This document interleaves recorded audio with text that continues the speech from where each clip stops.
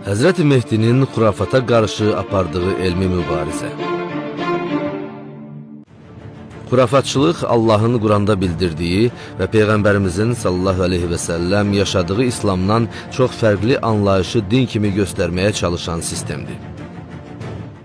Həzrəti Mehdi bir tərəfdən darvinizm və materializm kimi cəryanlarla ideoloji mübarizə apararkən, digər tərəfdən də müsəlmanlar arasında fəsad törətməyə çalışan xurafatçılarla elmi mübarizə aparacaq.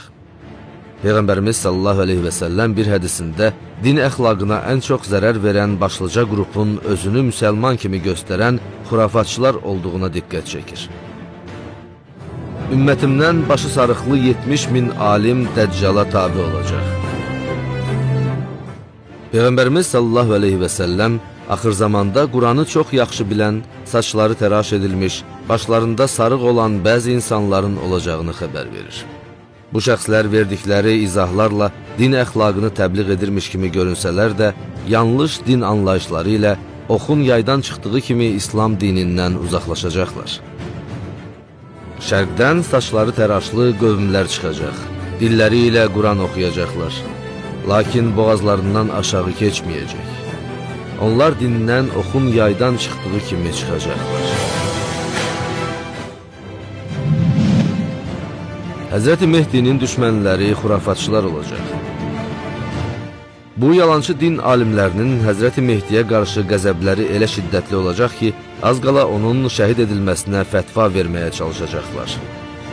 Lakin Həzrəti Mehdinin elmi çox güclü olduğuna görə buna cəsarət etməyəcəklər. Fütuhat Əl-Məkkiyyə əsərində Muhyiddin İbn Əl-Ərəbi bu vəziyyəti belə açıqlayır. Onun Həzrəti Mehdinin açıq düşmənləri füqaha, fiqh alimləri olacaq. Çünki xalq arasında hörmətləri qalmayacaq. Hətta hökmlər barəsində elmləri də azalacaq. Bu imamın Həzrəti Mehdinin zühuru ilə alimlərin hökmlərdəki ixtilaflarına da son qoyulacaq. Əgər qılıncı, elm qılıncı savadı olmasaydı, faqihlər onun Həzrəti Mehdinin ölümünə fətha verərdilər. Xurafatçılar Həzrəti Mehdinin dini dəyişdirdiyini iddia edəcəklər. Xurafatçılar Peyğəmbərimizin sallallahu aleyhi və səlləm dövründə Əhl-i Beytə həsəd apardıqları kimi, axır zamanda da Həzrəti Mehdiyə həsəd aparacaq və Həzrəti Mehdinin dini aradan qaldırdığını söyləyəcəklər. Çünki Həzrəti Mehdi onların batil dinlərinə, bidətlərinə görə deyil, Qurana və Peyğəmbərimizin sallallahu aleyhi və səlləm sünnəsinə görə hərəkət edəcək. İmam Rəbbani bu haqda belə bildirir. Gələcəyi vəd edilən Mehdi dinin dəyərini artırmağı, sünnənin əhyasını yenidən canlanmasını istədiyi zaman bidət əhli ilə əməlləri adətə çevirən, savab qazanma zənni ilə dini qarışdıran, dinin əslində özündə olmayan şeyləri dinin əmri olduğunu zənn edən bəzi insanlar heyrətlə belə deyəcək. Bu şəxs, yəni Mehdi, dinimizi dəyişdirmək və şəriətimizi məhv etmək istəyir. Xurafatçıların imanları boğazlarından aşağı keçməyəcək.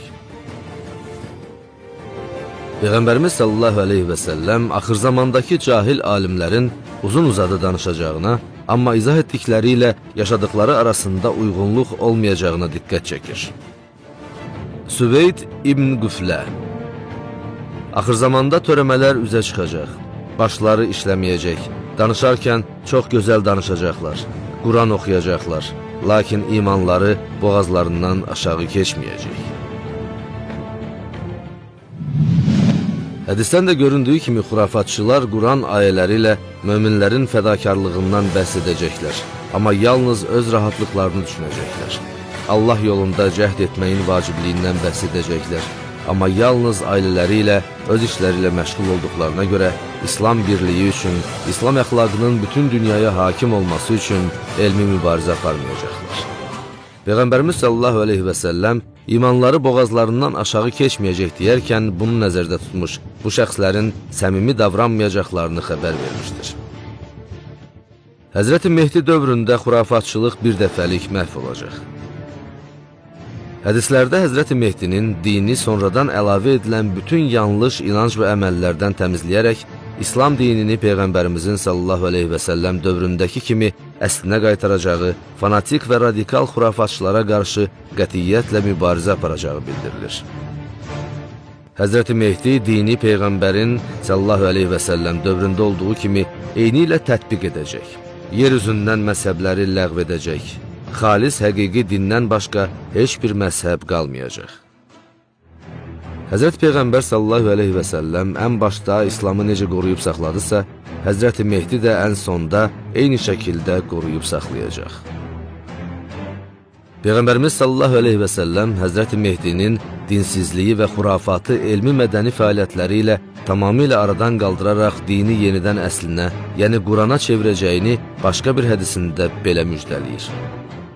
Allahpərəstlik nəfspərəstliyə çevrildikdən sonra Həzrəti Mehdi gələcək və nəfspərəstliyi Allahpərəstliyə çevirəcək.